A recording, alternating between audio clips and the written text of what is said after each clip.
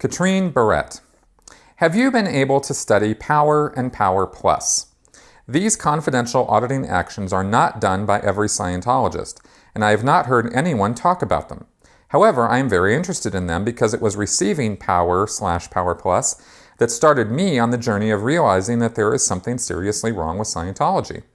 I was recently told that a few months ago, Power was revamped again because SPs on the line had been removed again. I've been assured that delivery has now been fully restored to standard tech again. Okay, let's talk about this because this is not something that's talked about a lot, and it's kind of interesting. There is, everybody who watches the show here, or if you're familiar with Scientology, you should know that there is this grade chart of actions that people do when they get into Scientology in order to go up to the stage of clear and then move on up to the next services up to OT, right? But there's this step that's right before clear, okay? And I haven't really talked about this a whole lot, and I'm not going to give an entire, full, extensive briefing on it because, my time is constrained on this show. But here's the deal. When a person starts getting auditing up to clear, they do what's called the grades 0, 1, 2, 3, and 4. Then they receive New Era Dianetics, which is Dianetic auditing with a meter, right? And it's very extensive and very precise, and it's not like Dianetics from the book Dianetics from 1950. It's been, it's more complicated than that. And like I said, it uses the E-meter.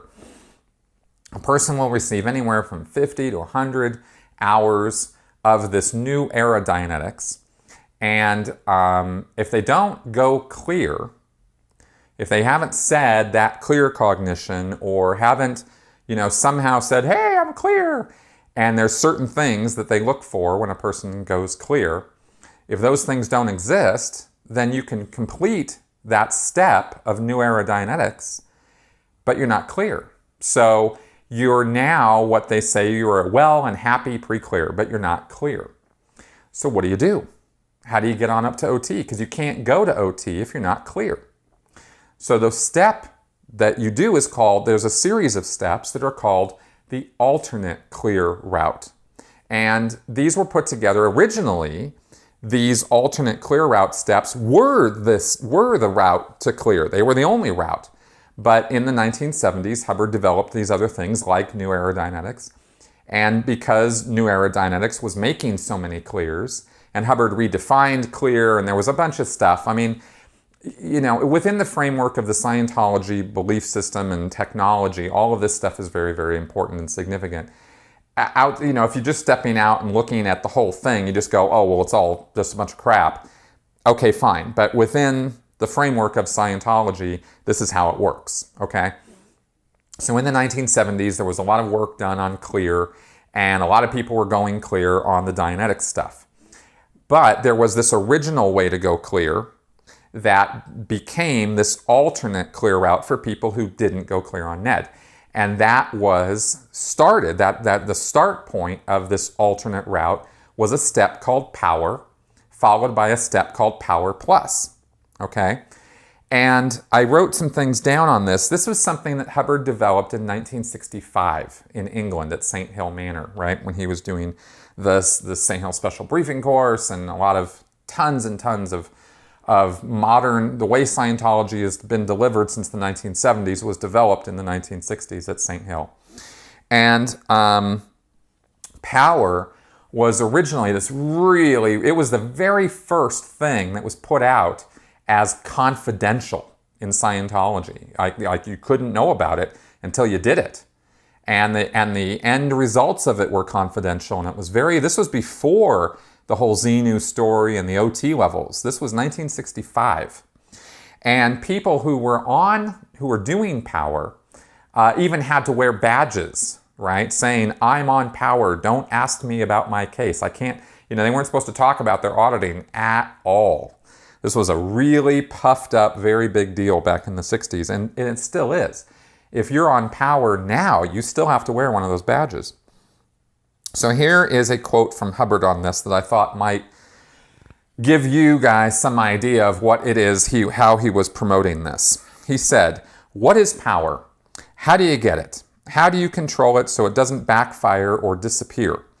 Man has searched for the answers to these questions for eons. History books are glutted with tales of political intrigue and gory battles fought to capture that elusive goal, power. But has anyone ever really gained power with a sword or a gun? Can a person maintain power even if it's given to him if he knows not how to use it? Real power comes from being oneself.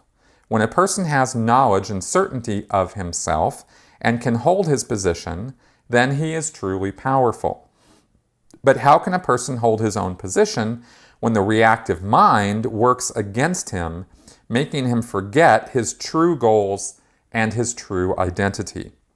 The answer exists on power processing.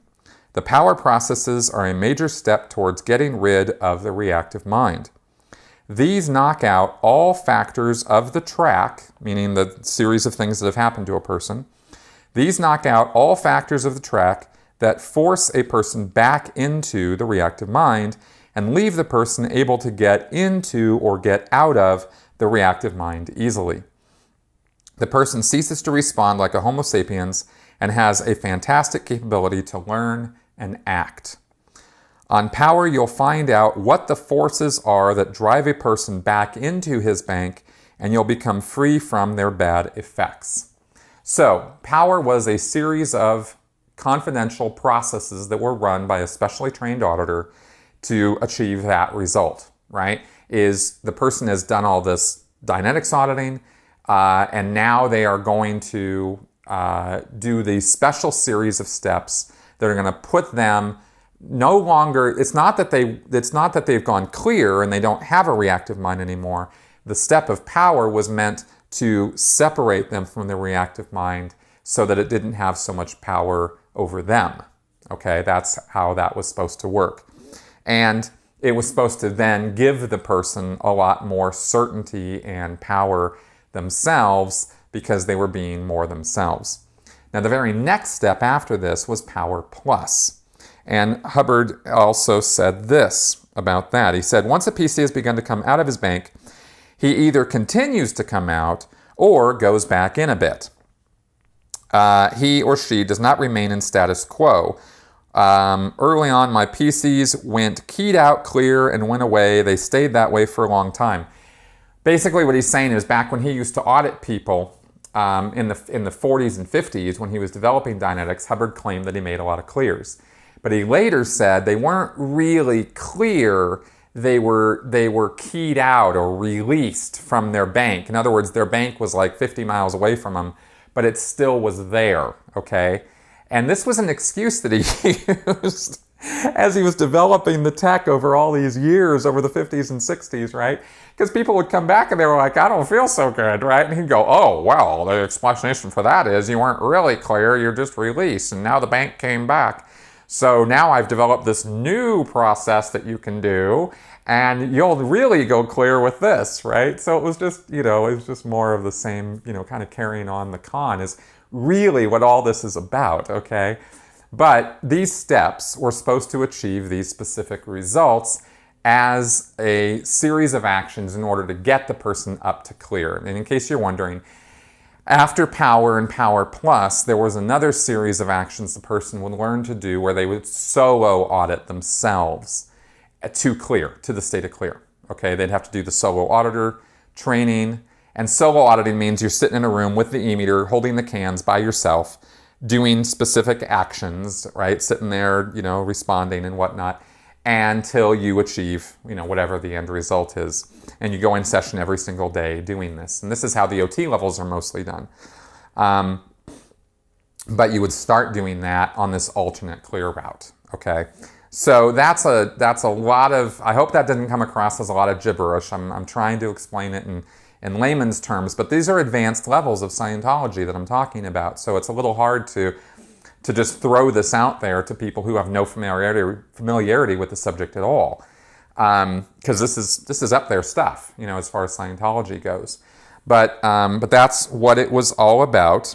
And also, by the way, one other thing I'll tell you about power that you might find interesting is that Hubbard claimed that one of the processes that would be run on power was a process that would technically handle a suppressive person. Hubbard claimed, and I think I've mentioned this before, but Hubbard claimed that a suppressive person in Scientology, right, like me, a suppressive person, was that way because they were stuck mentally in an incident that happened to them millions and millions of years ago. And all of their attention and all of their awareness was stuck in that incident from so long ago. And everybody that they see in their present time environment, they don't see them. They see people from that incident that happened to them, right? And so they're fighting, the way Hubbard put it is they're fighting a battle that no longer exists. They're fighting a fight against people and opponents and enemies that no longer exist. They're delusional. And Hubbard claimed that the only thing that would handle a suppressive person was this specific process on power. But he then said, but we're not in the business of, curing suppressive people because they're so evil and horrible and awful that why would we want to and why do we care about them? So, screw them. And basically, that's what he said. And so, anyway, I thought you might find that of interest because if Scientology were wanting to deal with us SPs, technically that's what they could do to us or could do with us to handle us. And in case you're wondering, I have never, ever, ever heard of a single person who was declared a suppressive person by the church, handled their suppressive person declare so they could get back in the church, and then was given this process. And that's interesting, isn't it?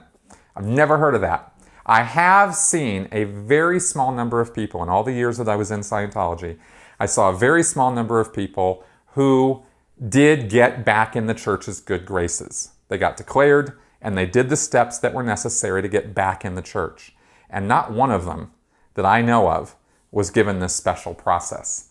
So, I don't know, were they really suppressives? I mean, that opens up all kinds of cans of worms. So, anyway, I thought you might find that kind of interesting on top of all this power stuff. So, there you go.